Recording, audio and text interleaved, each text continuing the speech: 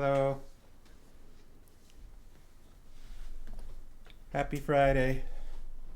Congratulations on making it through the week, everyone. I don't think anybody's actually in the chat just yet. Oh, Farmhouse made it.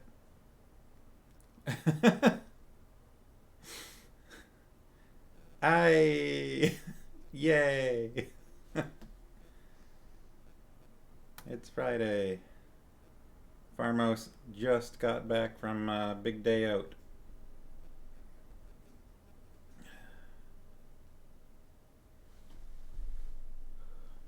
Double checking my microphone is actually on. It is. Farmhouse saw art.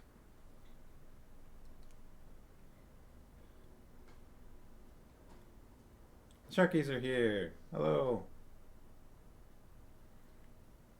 You might see someone scurry past in the background in a couple minutes. We've just got some guests that are in the process of heading out.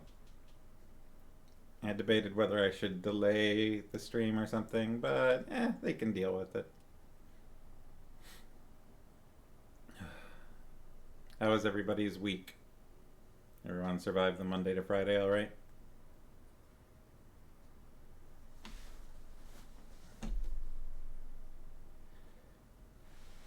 Maybe if I just shuffle myself, I'll block the background there. And that way, anyone that doesn't want to be on camera isn't on camera.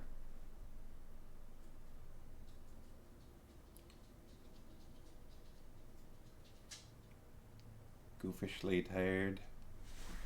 Yeah, I am also pretty tired today. I didn't really sleep last night, unfortunately. Had a bit of an insomnia night, and so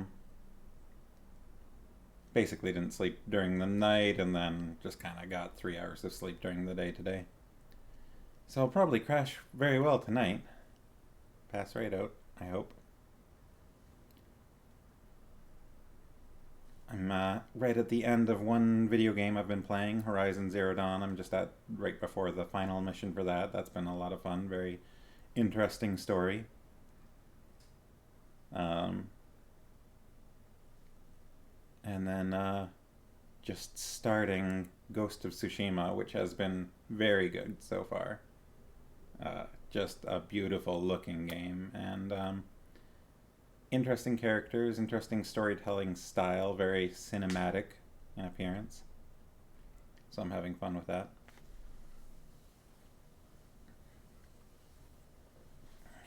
It's a samurai game where you are a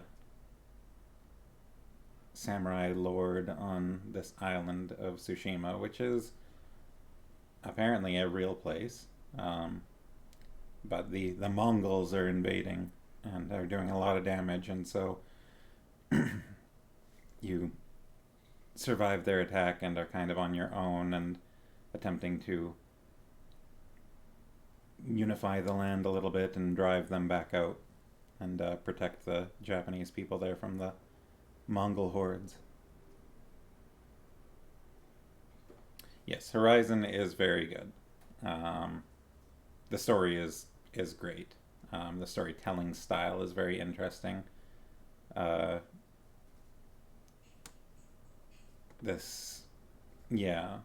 lot of exploring to try and figure out what happened in the past. I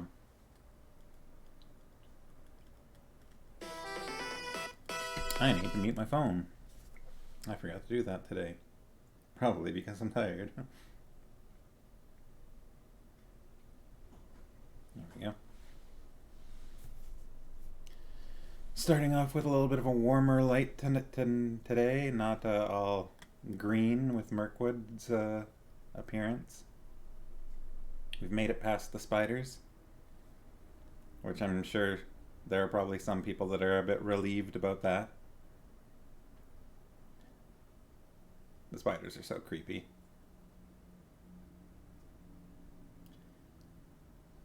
I wonder if Tolkien had any kind of a fear of spiders and decided to write incorporate them so heavily because of that. Because they are always kind of evil whenever they show up. Sharkies should get to newer games sometimes. Shadow of the Colossus is so good. I was so impressed with that when it first came out. How many colossi have you encountered at this point? How far into it are you? Farmos has been playing probably that studio's most recent game, I think, The Last Guardian, which many of their games have a similar style, but very different gameplay. You know, they incorporate some similar aspects of the gameplay, you know, climbing on things that are larger than you are and whatnot. To Ico, which I think Ico was maybe that studio's, if not their first game, at least I think prior to Shadow of the Colossus. I think Ico came out first, then Shadow of the Colossus, and then The Last Guardian. The Last Guardian took like a decade to come out. Someone is probably scurrying past behind me, but probably can't be seen on camera unless she wants to be.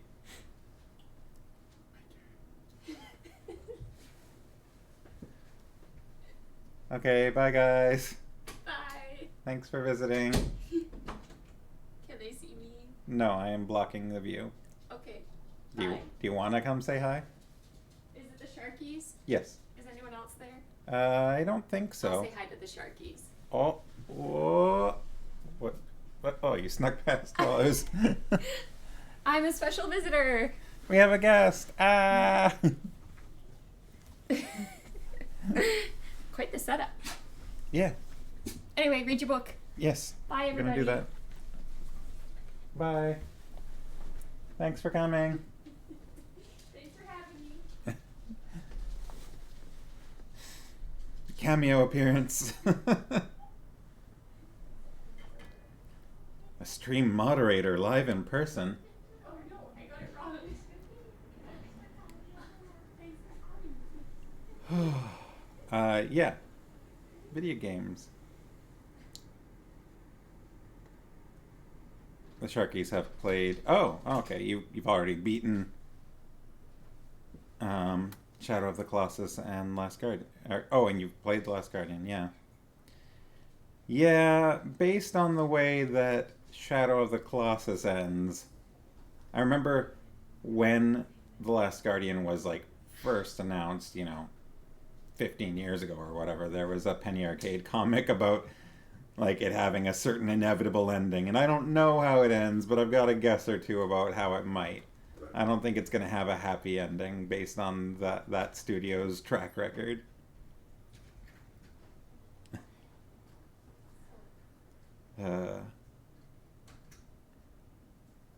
Alright. I think our guests have officially departed, so I think I can go back to sitting without blocking that pathway. Christine couldn't go on with The Last Guardian because you didn't want anything more sad to happen. Yeah, I feel that. Why do they have to make their game sad? Why do they have to make us feel that way? Why can't it be happy?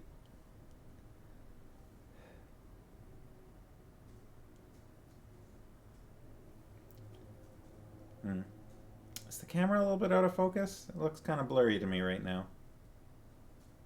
Hopefully it'll fix itself. Maybe if I... You want to focus on me back here, camera? There we go. I think that helped a little. Where's the puppy? I don't think Puppy's going to visit us very much because Farmos was out of the house for so much of the day. Oh, although I hear footsteps.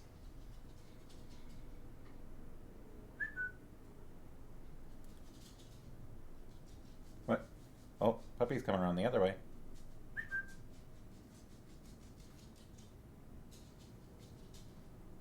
Binnibik. Binnikigabinnik. There he is. Oh, look at that waggy tail. Curly tail, fluffy butt. And off he goes. Sharky, similarly, we're playing together through a great horror game called Perception. But I have to let Sharky do the controls because Christine gets too scared and we just keep the PC in the room. This is fine. Yeah, I don't. Horror is not my preferred genre of, honestly, just about anything. I'm not a fan of horror games. I don't like, really, I don't like horror movies. Um, some of them, like some movies that could say fit into that genre, like I will appreciate if I can enjoy them maybe in some kind of artistic sense or if like the storytelling's really good. But most of the time I just don't even watch them because I'm just not a fan. Um, I like, action adventure and comedy and fantasy obviously. And I probably am too much of a superhero movie buff fan.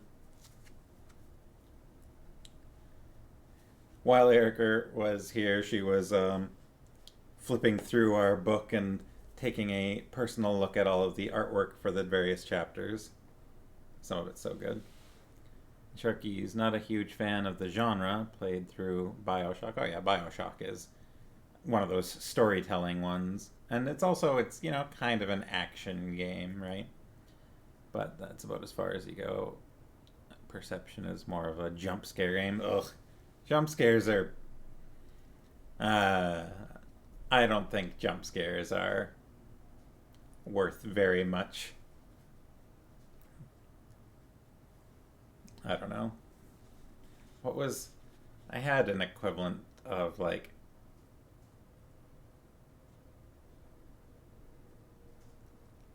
I feel like jump scares are to like horror what like fart jokes are to comedy or something like that. Armostad and she used to play Doom together and played through Half-Life 2. Those games are kind of horror-ish. Yeah, I suppose so.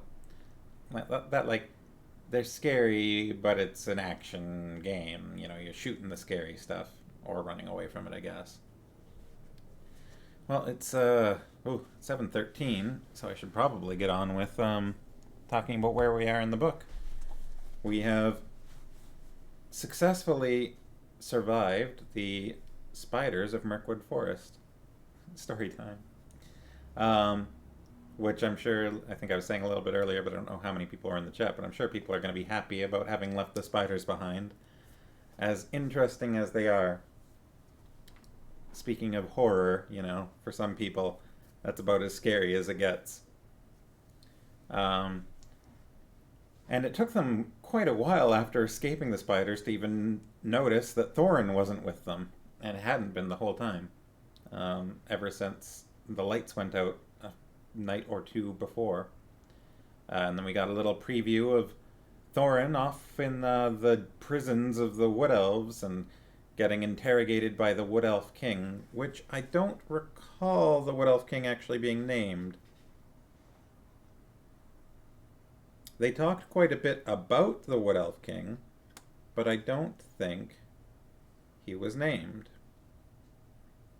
I think he was just the king. Which is kind of a strange bit, considering we did get quite a bit of, ask the king.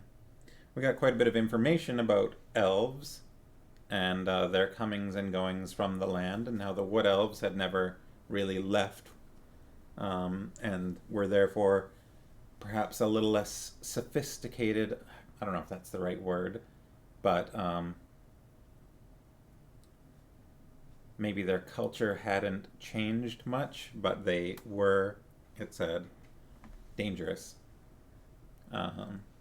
And a little covetous, maybe. The king likes his treasure. It took quite a bit of pointing out there of that character trait. and that seems to have led to conflict with the dwarves in the past, though not specifically Thorin's people, but it sounds like the elves don't really care too much to make that distinction. So our next chapter is one that some people have been looking forward to, and a downside to our friend having just been here in person is she's not going to be here for the reading of this chapter, despite having mentioned looking forward to it. But we've got Barrels Out of Bound. Barrels Out of Bond. Barrels Out of Bond. Oh, there we go. It's focusing a little better this time. That's funny. It's actually like I didn't have to struggle with it to get the barrels coming down the stream. I wonder why the chapter might be named that. Now let's see. This chapter starts on page 210 of the book that I am holding. And goes to 231, so it's 21 pages. Now, I am pretty tired tonight. I don't know about everyone else, but 21 pages isn't too long, so maybe we'll get through it. See how we're feeling around page 220-ish. And what the chapter feels like and what the time looks like. Because I have wasted a little more time getting started today. Marmos. That's why YouTube, yeah. She can watch when she gets home. Yes, that's true.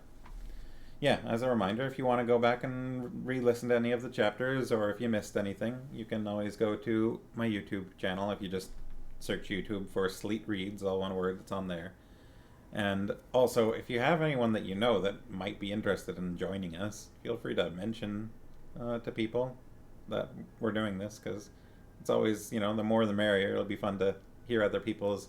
I like hearing everyone's opinions, and so the more people we have to share their opinions on what's going on, we might get different insights. Let's have a drink of water. Just water with lemon juice tonight.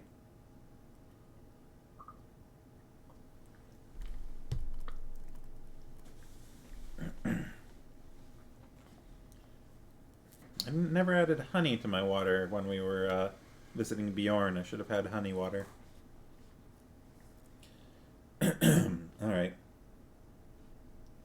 The day after the battle with the spiders, Bilbo and the dwarves made one last despairing effort to find a way out before they died of hunger and thirst. Yeah, we're still not quite in the clear, despite having survived the spiders. They got up and staggered on in the direction which 8 out of the 13 of them guessed to be the one in which the path lay. But they never found out if they were right. Such day as there ever was in the forest was fading once more into the blackness of night, when suddenly out sprang the light of many torches all round them, like hundreds of red stars. Out leapt wood-elves with their bows and spears, and called the dwarves to halt. There was no thought of a fight.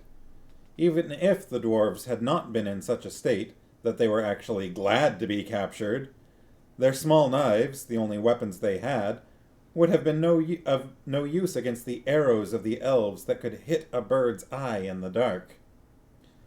So they simply stopped dead and sat down and waited, all except Bilbo, who popped on his ring and slipped quickly to one side.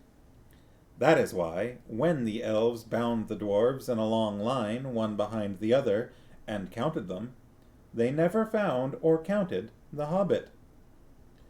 Nor did they hear or feel him trotting along well behind their torchlight as they led off their prisoners into the forest. It's an interesting little point there that the quietness of hobbits does seem to outdo the perception of elves, which is, I think, notoriously well known as being quite good, the perceptiveness of elves, but it seems that with the magic ring, Bilbo can outsneak even their elven senses. Each dwarf was blindfolded. It doesn't say blindfolded, it just says each dwarf was blindfolded. But that did not make much difference, for even Bilbo, with the use of his eyes, could not see where they were going, and neither he nor the others knew where they had started from anyway. Bilbo had all he could do to keep up with the torches, for the elves were making the dwarves go as fast as ever they could, sick and weary as they were. The king had ordered them to make haste. Suddenly the torches stopped, and the hobbit had just time to catch them up before they began to cross the bridge. This was the bridge that led across the river to the king's doors. The water flowed dark and swift and strong beneath, and at the far end were gates before the mouth of a huge cave that ran into the side of a steep slope covered with trees. There the great beaches came right down to the bank, till their feet were in the stream. Across this bridge the elves thrust their prisoners, but Bilbo hesitated in the rear. He did not at all like the look of the cavern mouth, and he only made up his mind not to desert his friends just in time to scuttle over at the heels of the last elves, before the great gates of the king closed behind them with a clang. Inside, the passages were lit with red torchlight, and the elf guards sang as they marched along the twisting, crossing, and echoing paths. These were not like those of the goblin cities. They were smaller, less deep underground, and filled with a cleaner air. In a great hall with pillars hewn out of the living stone sat the elven king on a chair of carven wood. On his head was a crown of berries and red leaves, for the autumn was come again. In the spring he wore a crown of woodland flowers. In his hand he held a carven staff of oak. The prisoners were brought before him, and though he looked grimly at them, he told his men to unbind them, for they were ragged and weary. "Besides, they need no ropes in here," he said. "There is no escape from my magic doors for those who are once brought inside." Long and searchingly he questioned the dwarves about their doings, and where they were going to, and where they were coming from, but he got little more news out of them than out of Thorin. They were surly and angry, and did not even pretend to be polite. "What have we done, O king?" said Balin, who was the eldest left. "Is it a crime to be lost in the forest, to be hungry and thirsty, to be trapped by spiders? Are the spiders your tame beasts or your pets, if killing them makes you angry?" Such a question, of course, made the king angrier than ever, and he answered, "It is a crime to wander in my realm without leave. Do you forget that you were in my kingdom using the road that my people made? Did you not 3 times pursue and trouble my people in the forest, and rouse the spiders with your riot and clamor? After all the disturbance you have made, I have a right to know what brings you here, and if you will not tell me now, I will keep you all in prison until you have learnt sense and manners." Then he ordered the dwarves each to be put in a separate cell, and to be given food and drink, but not to be allowed to pass the doors of their little prisons, until one at least of them was willing to tell him all he wanted to know. But he did not tell them that Thorin was also a prisoner with him. It was Bilbo who found that out. Poor Mr. Baggins. It was a weary long time that he lived in that place all alone, and always in hiding, never daring to take off his ring, hardly daring to sleep, even tucked away in the darkest and remotest corners he could find. For something to do, he took to wandering about the Elven King's palace. Magic shut the gates, but he could sometimes get out, if he was quick. Companies of the Wood Elves, sometimes with the king at their head, would from time to time ride out to hunt, or to other business in the woods and in the lands to the east. Then, if Bilbo was very nimble, he could slip out just behind them, though it was a dangerous thing to do. More than once he was nearly caught in the doors, as they clashed together when the last elf passed. Yet he did not dare to march among them because of his shadow, although thin and wobbly as it was in the torchlight. That's an interesting change. Or for fear of being bumped into and discovered. And when he did go out, which was not very often, he did no good. He did not wish to desert the dwarves, and indeed he did not know where in the world to go without them. He could not keep up with the hunting elves all the time that they were out, so he never discovered the ways out of the wood, and was left to wander miserably in the forest, terrified of losing himself, until a chance came of returning. He was hungry, too, outside, for he was no hunter, but inside the caves he could pick up a living of some sort by stealing food from store or table when no one was at hand. I am like a burglar that can't get away but must go on miserably burgling the same house day after day, he thought. This is the dreariest and dullest part of all this wretched, tiresome, uncomfortable adventure. I wish I was back in my hobbit hole by my warm fireside with the lamp shining. He often wished, too, that he could get a message for help sent to the wizard, but that, of course, was quite impossible, and he soon realized that if anything was to be done, it would have to be done by Mr. Baggins, alone and unaided. Ormo says, like a little ghost. Eventually, after a week or two of this sneaking sort of life, by watching and following the guards and taking what chances he could, he managed to find out where each dwarf was kept. He found all their 12 cells in different parts of the palace, and after a time he got to know his way about very well. What was his surprise one day to overhear some of the guards talking to and learn that there was another dwarf in prison too, in a specially deep, dark place. He guessed at once, of course, that that was Thorin, and after a while he found that his guess was right. At last, after many difficulties, he managed to find the place when no one was about, and to have a word with the chief of the dwarves.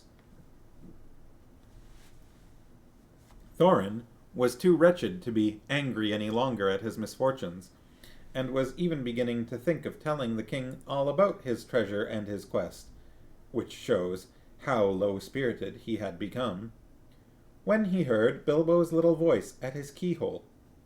He could hardly believe his ears. Soon, however, he made up his mind that he could not be mistaken, and he came to the door and had a long whispered talk with the hobbit on the other side. So it was that Bilbo was able to take secretly Thorin's message to each of the other imprisoned dwarves, telling them that Thorin, their chief, was also in prison close at hand, and that no one was to reveal their errand to the king, not yet, not before Thorin gave the word. For Thorin had taken heart again, hearing how the hobbit had rescued his companions from the spiders, and was determined once more not to ransom himself with promises to the king of a share in the treasure, until all hope of escaping in any other way had disappeared. Until, in fact, the remarkable Mr. Invisible Baggins, of whom he began to have a very high opinion indeed, had altogether failed to think of something clever. The other dwarves quite agreed when they got the message. They all thought their own shares in the treasure, which was quite regarded as theirs in spite of their plight and the still unconquered dragon, would suffer seriously if the wood elves claimed a part of it, and they all trusted Bilbo. Just what Gandalf had said would happen, you see. Perhaps that was part of his reason for going off and leaving them. Bilbo, however, did not feel nearly so hopeful as they did. He did not like being depended on by everyone, and he wished he had the wizard at hand. That's kind of funny. When they don't think very much of him, Bilbo wants them to have a higher opinion, but when they're all depending on him, he feels the pressure and doesn't want that pressure to be there. But that was of no use. Probably all the dark distance of Mirkwood lay between them. He sat and thought until his head had nearly burst, but no bright idea would come. One invisible ring was a very fine thing, but it was not much good among 14. But, of course, as you have guessed, he did rescue his friends in the end, and this is how it happened. A week is a long time to be stuck in a cage not talking. Dwarves are stubborn. Just as Gandalf said, see? See? That's right, Sharkies. Also, this is 1 or 2 weeks of Bilbo wearing the ring non-stop. And we do have a hint from Gollum in the past that that sort of thing may not be very good for you.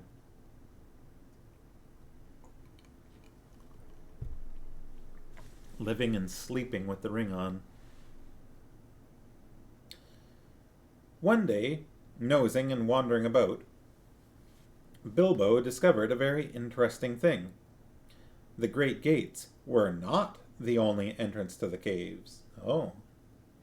A stream flowed under part of the lowest regions of the palace and joined the forest river some way further to the east, beyond the steep slope out of which the main mouth opened. Where this underground watercourse came forth from the hillside, there was a water gate. There the rocky roof came down close to the surface of the stream, and from it a portcullis could be dropped right to the bed of the river to prevent anyone coming in or out that way. But the portcullis was often open, for a good deal of traffic went out and in by the water gate. If anyone had come in that way, he would have found himself in a dark, rough tunnel leading deep into the heart of the hill. But at one point where it passed under the caves, the roof had been cut away and covered with great oaken trap-doors. These opened upwards into the king's cellars. There stood barrels, and barrels, and barrels, for the wood elves, and especially their king, were very fond of wine, though no vines grew in those parts. The wine and other goods were brought from far away, from their kinsfolk in the south, or from the vineyards of men in distant lands. Hiding behind one of the largest barrels, Bilbo discovered the trapdoors and their use, and lurking there, listening to the talk of the king's servants, he learnt how the wine and other goods came up the rivers or overland to the long lake. It seemed a town of men still throve there, built out on bridges far into the water as a protection against enemies of all sorts, and especially against the dragon of the mountain. From Lake Town, the barrels were brought up the forest river. Often they were just tied together like big rafts and pulled or rowed up the stream. Sometimes they were loaded onto flat boats. When the barrels were empty, the elves cast them through the trapdoors, opened the water gate, and out the barrels floated on the stream, bobbing along until they were carried by the current to a place far down the river where the bank jutted out, near to the very eastern edge of Mirkwood. There they were collected and tied together and floated back to Lake Town, which stood close to the point where the forest river flowed into the long lake. For some time Bilbo sat and thought about this water gate, and wondered if it could be used for the escape of his friends. And at last he had the desperate beginnings of a plan. The evening meal had been taken to the prisoners. The guards were tramping away down the passages, taking the torchlight with them and leaving everything in darkness. Then Bilbo heard the king's butler bidding the chief of the guards good night. "Now come with me," he said, "and taste the new wine that has just come in. I shall be hard at work tonight clearing the cellars of the empty wood, so let us have a drink first to help the labor." "Very good," laughed the chief of the guards. "I'll taste with you, and see if it is fit for the king's table. There is a feast tonight, and it would not do to send up poor stuff." Very clever. Good excuse, right? When he heard this, Bilbo was all in a flutter, for he saw that luck was with him, and he had a chance at once to try his desperate plan. He followed the two elves until they entered a small cellar and sat down at a table on which 2 large flagons were set. Barmos says, "Ah yes, wine to help with heavy lifting. That's a good idea."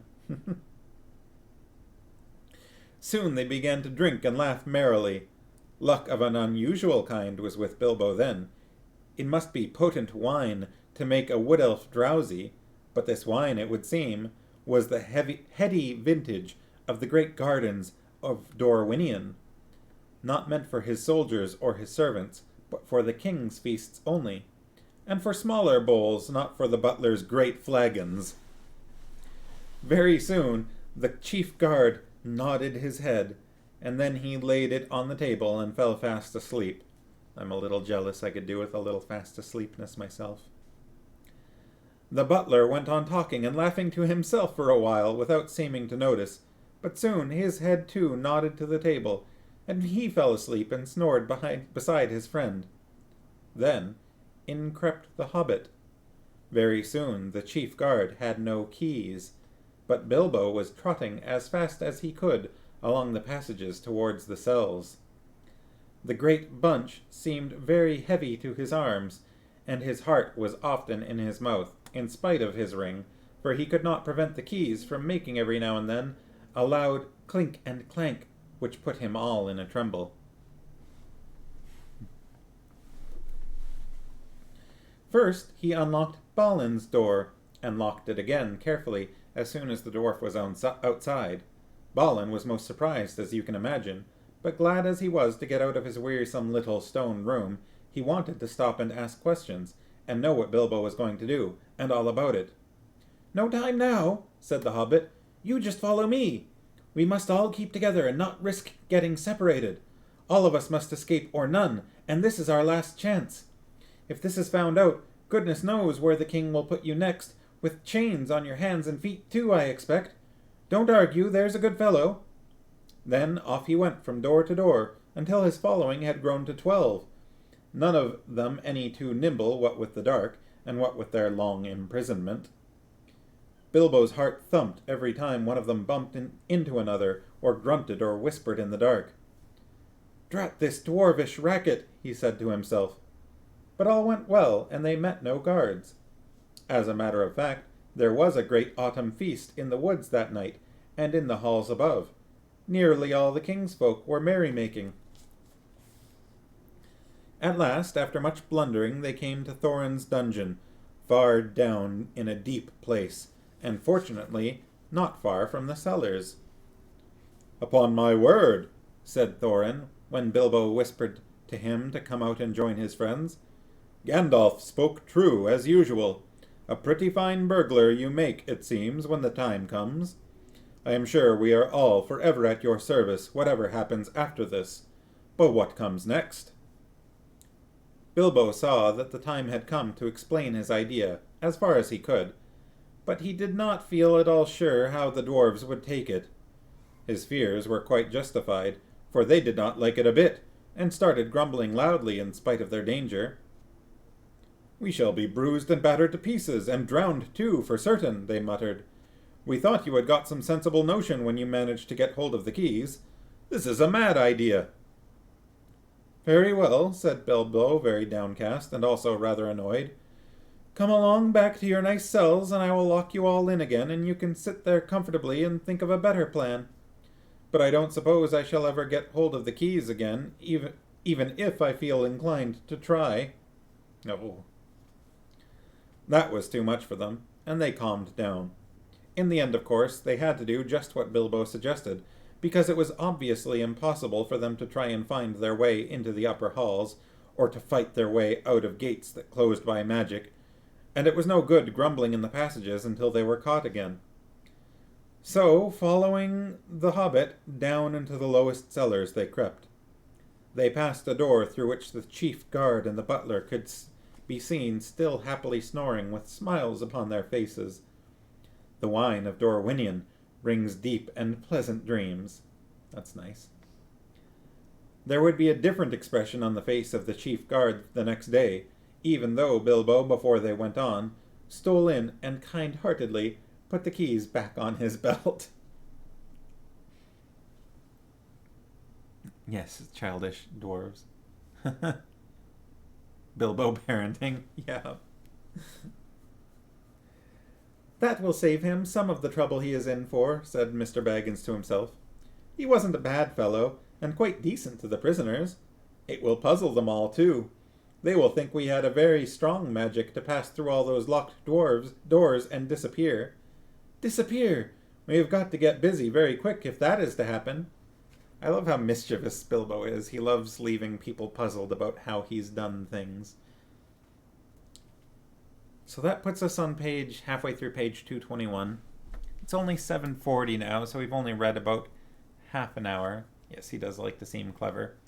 What do people think? Should we finish off the chapter, or should we leave it here for tonight and leave the rest for Monday and do a bit of a shorter reading session tonight.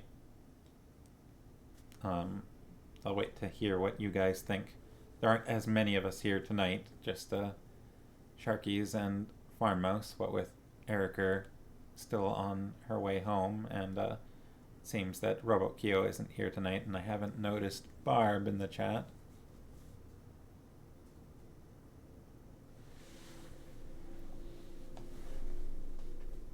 Farm Mouse is up to finish off the chapter. Yeah, it would probably only take another 20-ish minutes to finish it, and then we could leave off on an actual chapter break. Maybe we should keep going. Okay, let's continue. Let's find out what exactly Bilbo's clever plan might be, if you haven't figured it out yet yourselves. Balin was told off to watch the guard and the butler and give warning if they stirred. The rest went into the adjoining cellar with trapdoors. There was little time to lose. Before long, as Bilbo knew, some elves were under orders to come down and help the butler get the empty barrels through the doors into the stream. These were, in fact, already standing in rows in the middle of the floor, waiting to be pushed off. Some of them were wine barrels, and these were not much use, as they could not easily be opened at the end without a deal of noise, nor could they easily be secured again.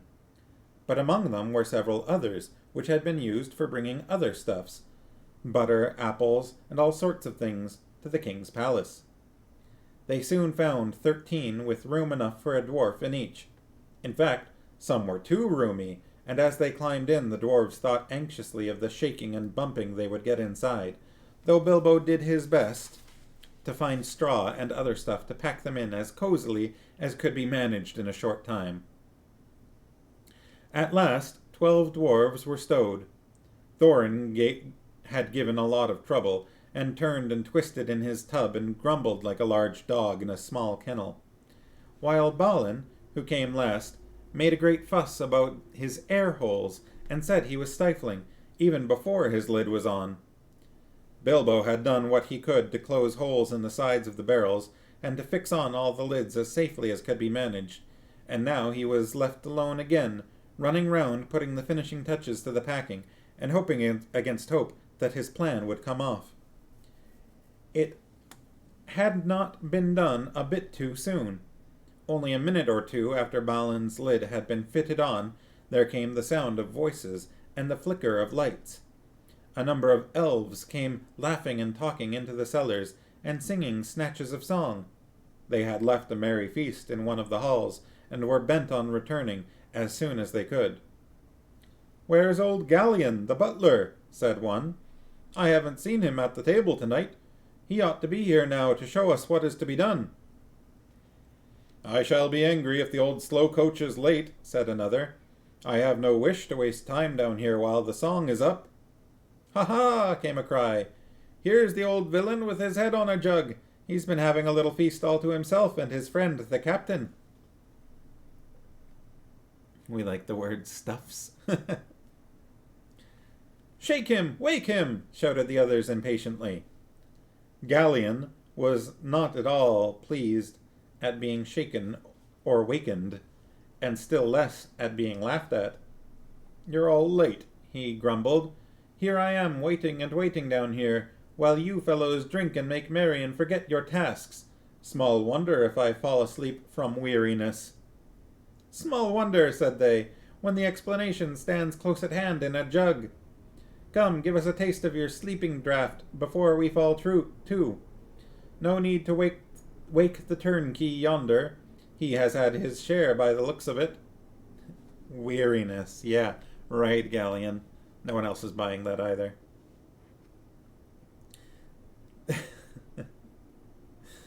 Then they drank once round and became mighty merry all of a sudden. But they did not quite lose their wits. "Save us, Gallion," cried some. "You began your feasting early and muddled your wits. You have stacked some full casks here instead of the empty ones if there is anything in weight." "Get on with the work," growled the butler. "There is nothing in the feeling of weight in an idle tosspot's arms. These are the ones to go, and no others. Do as I say." Very well, they answered, rolling the barrels to the opening. "On your head be it, if the king's full butter tubs and his best wine is pushed into the river for the lake men to feast on for nothing." Roll, rolling down the hole. Heave ho, splash plump, down they go, down they bump. So they sang as first one barrel and then another rumbled to the dark opening and was pushed over into the cold water, some feet below. Some were barrels really empty, some were tubs neatly packed with a dwarf each, but down they all went, one after another, with many a clash and a bump, thudding on top of ones below, smacking into the water, jostling against the walls of the tunnel, knocking into one another and bobbing away down the current. It was just at this moment that Bilbo suddenly discovered the weak point in his plan. It was then that Bilbo knew he hecked up. It's a good thing they were too drunk to check. Yeah, that's right. Most likely you saw it some time ago and have been laughing at him, but I don't suppose you would have done half as well yourselves in his place. Don't be judgmental, guys. Of course, he was not in a barrel himself, nor was there anyone to pack him in, even if there had been a chance. It looked as if he would certainly lose his friends this time. Nearly all of them had already disappeared through the dark trapdoor, and get utterly left behind and have to stay lurking as a permanent burglar in the elf caves forever. For even if he could have escaped through the upper gates at once, he had precious small chance of ever finding the dwarves again. He did not know the way by land to the place where the barrels were collected. He wondered what on earth would happen to them without him, for he had not had time to tell the dwarves all that he had learnt, or what he had meant to do once they were out of the wood.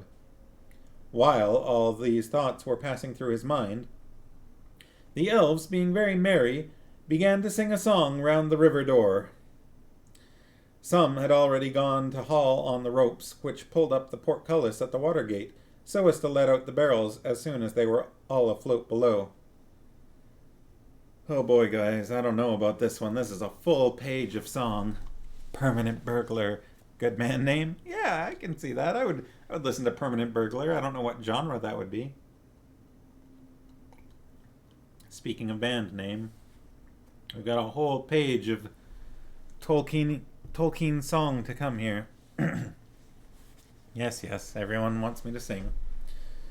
Oh boy. Okay, once more I'm going to resort to the, this is going to be more elvish poetry than elvish song here, most likely. You believe in me? Thank you.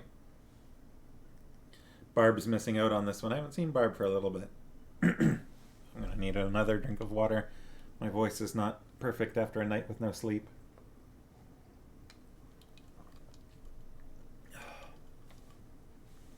Alright. Down the swift dark stream you go, back to lands you once did know. Leave the halls and caverns deep, leave the northern mountains steep, where the forest wide and dim stoops in shadow, grey and grim. Float beyond the world of trees, out into the whispering breeze, past the rushes, past the reeds, past the marsh's waving weeds. Through the mist that riseth white, up from mere and pool at night, follow, stars that leap, up the heavens cold and steep. Turn when dawn comes over land, over rapid, over sand, south away and south away, seek the sunlight and the day. Back to pasture, back to mead, where the kine and oxen feed, back to gardens on the hills, where the berry swells and fills, under sunlight, under day, south away and south away, down the swift dark stream you go, back to lands you once did know. Okay, only one page. Lucky me. Now the very last barrel was being rolled to the doors. In despair and not knowing what else to do, poor little Bilbo caught hold of it and was pushed over the edge with it.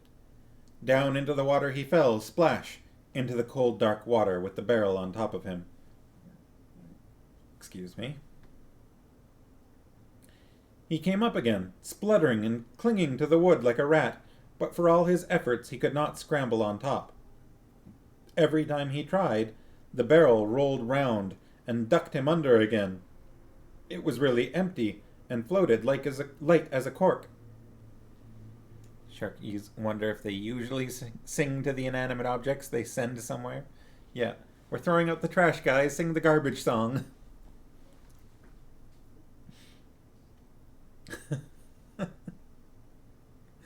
Oh, you do? You've got a song every time you get rid of something?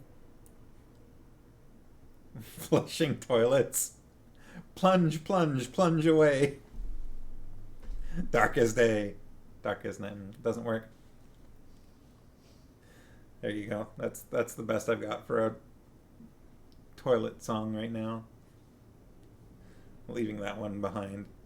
There was something similar in the game, the Nintendo 64 game Conker's Bad Fur Day, but it's not appropriate for the stream. Farmos thinks elves are just like garbage, song, making dinner, song, putting on clothing, song, tying my shoes, song. Just finished singing a song? Song! Let's sing a song about singing a song. Sharkies would believe that. Alright. Though his ears were full of water, he could hear the elves still singing in the cellar above. Then suddenly the trapdoors fell to with a boom, and their voices faded away. He was in the dark tunnel, floating in icy water, all alone. For you cannot count friends that are all packed up in barrels. That's what I always say.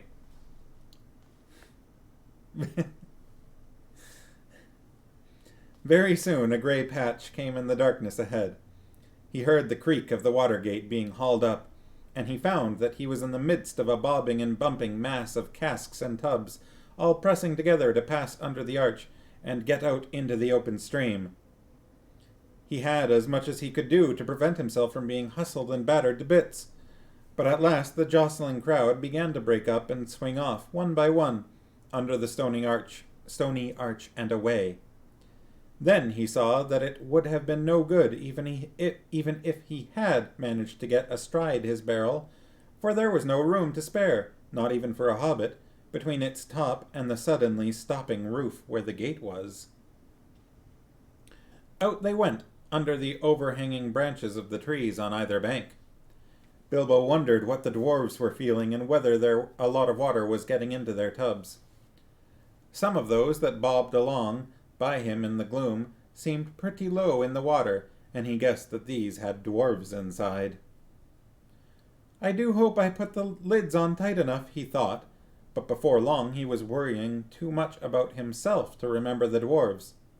He managed to keep his head above the water, but he was shivering with the cold, and he wondered if he would die of it before the luck turned, and how much longer he would be able to hang on, and whether he should risk the chance of letting go and trying to swim to the bank.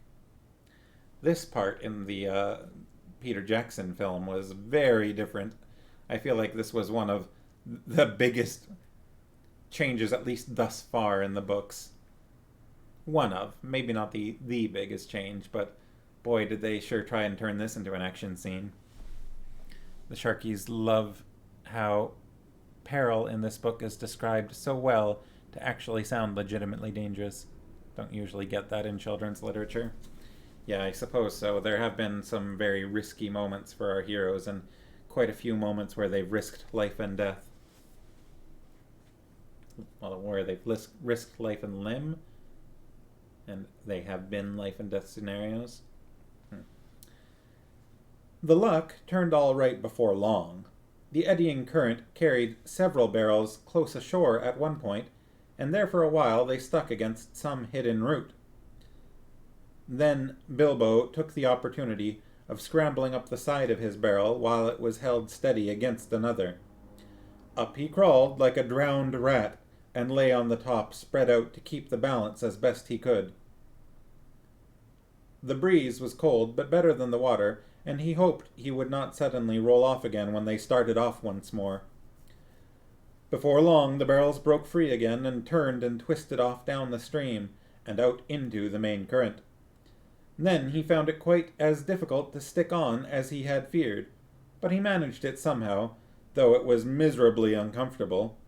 Luckily, he was very light, and the barrel was a good big one, and being rather leaky, had now shipped a small amount of water. All the same, it was like trying to ride, without bridle or stirrups, a round-bellied pony that was always thinking of rolling on the grass. Farmo says she means it's hard to say how much of this was Bilbo hyperbole, but it's not been the safest journey. In this way, at last, Mr. Baggins came to a place where the trees on either hand grew thinner. Oh. He could see the paler sky between them. The dark river opened suddenly wide, and there it was joined to the main water of the forest river, flowing down in haste from the king's great doors. There was a dim sheet of water, no longer overshadowed, and on its sliding surface there were dancing and broken reflections of clouds and of stars. Then the hurrying water of the forest river swept all the company of casks and tubs away to the north bank, in which it had eaten out a wide bay. This had a shiningly shore. No, had a shingly shore? Shingly, Shingly. That's not a word I'm familiar with. A shingly shore? Under hanging banks, and was walled at the eastern end by a little jutting cape of hard rock. On the shallow shore, most of the barrels ran aground, though a few went on to bump against the stony pier. The Sharkies think maybe it's like shingles, shale-like. Yeah, maybe. A shingly shore? That could be it. More of a little bit of a hard G in there. Could be. Shingly. Yeah, maybe. Let's see. There were people on the lookout on the banks. They quickly pulled and pushed all the barrels together into the shallows, and when they had counted them, they roped them together and left them till the morning. Poor dwarves! Bilbo was not so badly off now. He slipped from his barrel and waded ashore, and then sneaked along to some huts that he could see near the water's edge. He no longer thought twice about picking up a supper uninvited if he got the chance. He had been obliged to do it for so long, and he knew now only too well what it was to be really hungry, not merely politely interested in the dainties of a well-filled larder. Also, he had caught a glimpse of a fire through the trees, and that appealed to him with his dripping and ragged clothes clinging to him cold and clammy.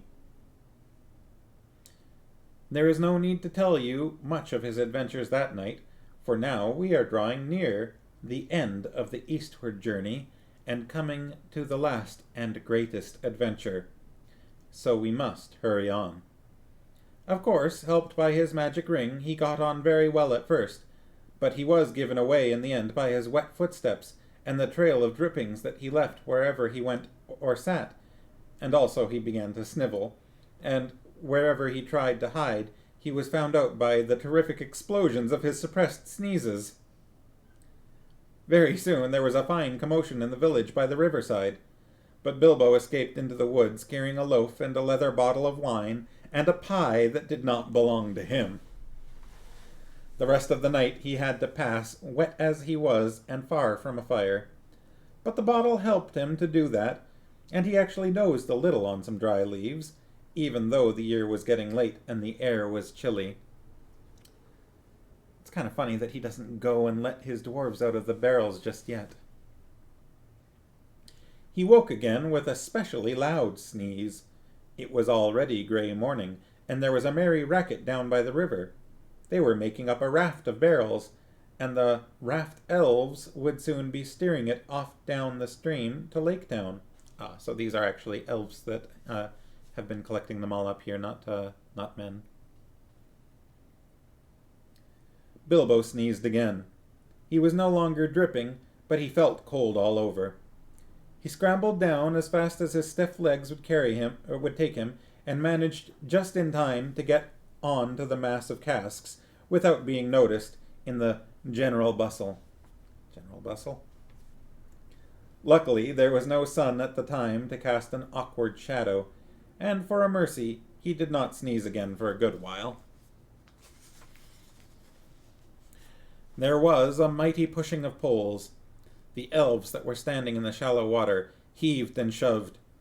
The barrels, now all lashed together, creaked and fretted. "This is a heavy load," some grumbled. "They float too deep. Some of these are never empty. If they had come ashore in the daylight, we might have had a look inside," they said. "No time now," cried the raft man. "Shove off." And off they went at last, slowly at first, until they had passed the point of rock where other elves stood to fend them off with poles, and then quicker and quicker as they caught the main stream and went sailing away down towards the lake. They had escaped the dungeons of the king, and were through the wood, but whether alive or dead still remains to be seen. Out of the dungeon and through the woods our merry dwarves do go. Hey, shove off! Yeah, that's what I was thinking too.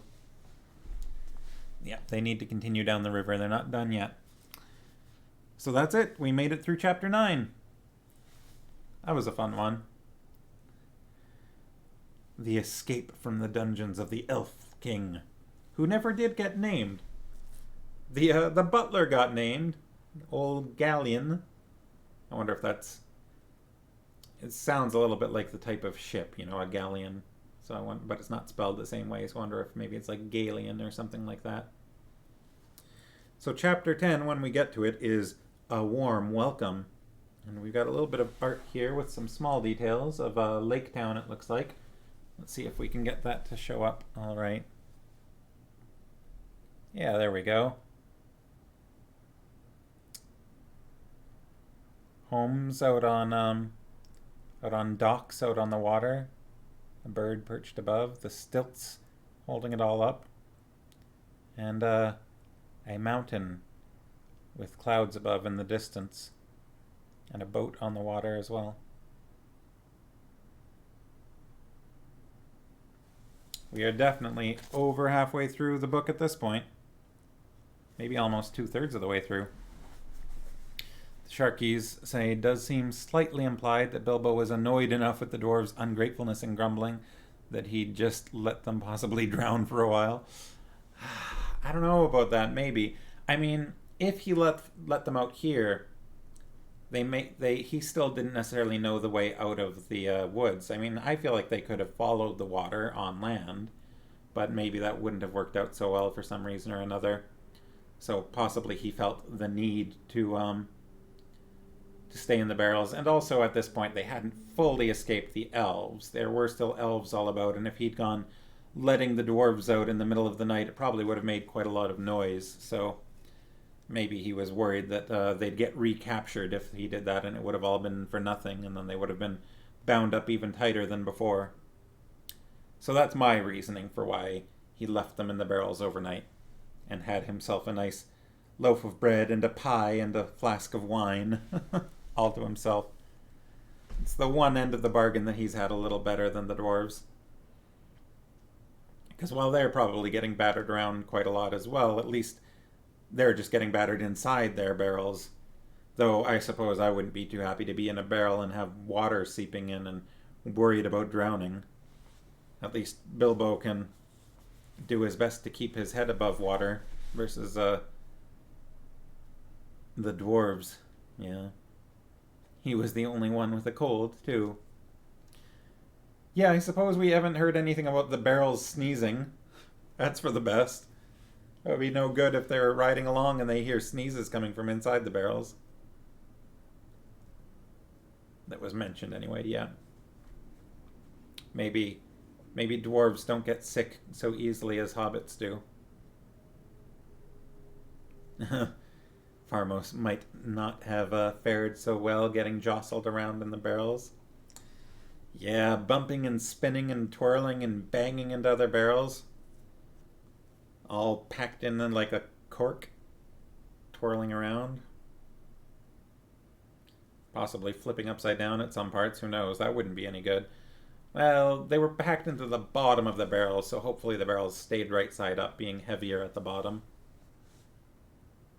Because it did sound like the barrels were all a bit larger than the dwarves, at least large enough that they needed to kind of get packed in. And I appreciate that with the whole barrel talk, there were no jokes at Bomber's expense. We just had Thorin grumbling like a angry dog. So I'm glad they're laying off of Bomber for at least a little bit. And we are almost out. We're going to be out of Mirkwood in no time at all here. That's quite a large portion of the book spent in Mirkwood, and a large portion of their adventure. Mirkwood seems to be very big. I wonder how much time total they spent in Mirkwood. Between all the various delays inside there and just the amount of traveling time. Because they mentioned going in that it almost felt like they were going to spend a whole season in there. Like, they were going in summer and they were going to come out in autumn, possibly. So I'm curious how much time actually passed within. And it's interesting that the Elf King really never did get named. I know I said that already, but I find that to be a curious point.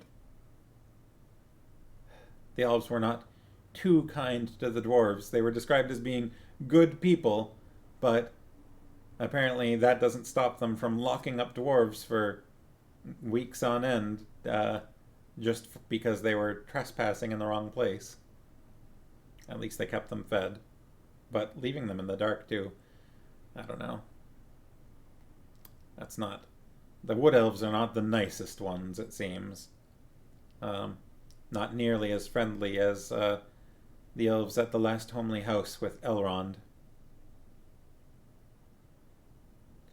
And at this point, I guess all of the dwarves, including Thorin, all know about Bilbo's magic ring.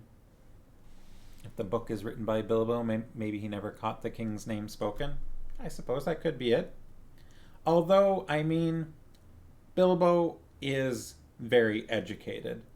I wouldn't underestimate that. And he does quite like information about the elves, especially after his time at the last homely house. So I would be somewhat surprised if Bilbo didn't know the name of the Elf King in Mirkwood, especially by the time that he writes this book. I wouldn't be surprised. Like, I would be surprised if he didn't ask of Elrond or Thorin or Gandalf or someone what the king's name might have been. So, I don't know.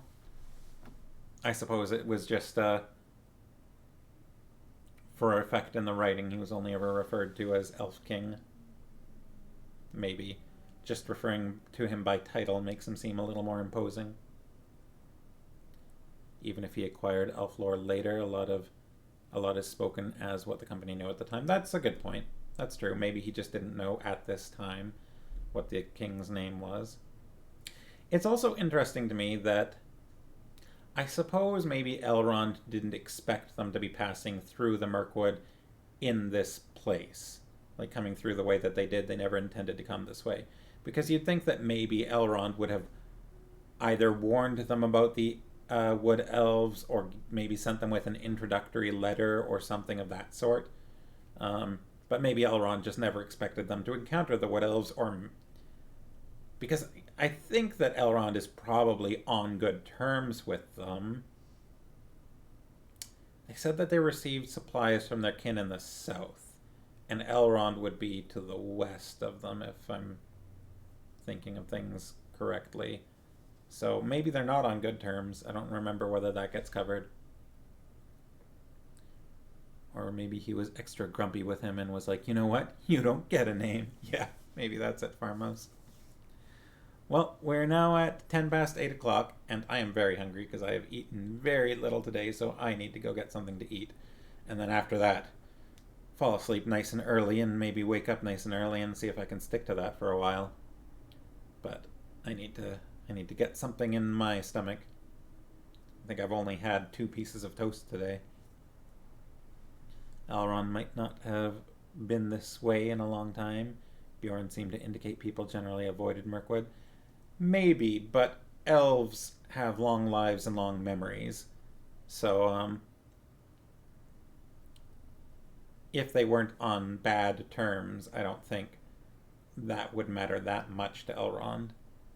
But maybe that's just me putting my own opinion on it. That could be it. Maybe they just don't communicate. Though if they were on good terms, I would imagine they would have a way of sending messages to and fro and maybe keeping up some kind of conversation. But maybe not. Maybe the elves just don't care that much about their distant brethren. Or maybe they don't really think of them as relations, being a difference between high elves and wood elves. Because they did apparently leave them behind at some point. Maybe that's got something to do with it. Maybe the wood elves don't appreciate the other elves going off to the west? East? Which way do the elves go? Off the ferry, anyways. Alright, well, have a good weekend, everyone. I hope you have a pleasant time of it. And come Monday evening, we'll have a look at Lake Town and see why the chapter is called A Warm Welcome. Hopefully that's in a pleasant way, right? A nice warm welcome and not some kind of nasty warm welcome. Normally that's not what that's called, but who knows? Could be warm in an unpleasant way. Well, I hope everyone has a very nice weekend. I hope you've got some fun stories to tell me come Monday evening. And then hopefully the week ahead after that will be good as well. Have a good night, everybody. A sweaty welcome. Oh boy. And a sweaty farewell to you. Good night.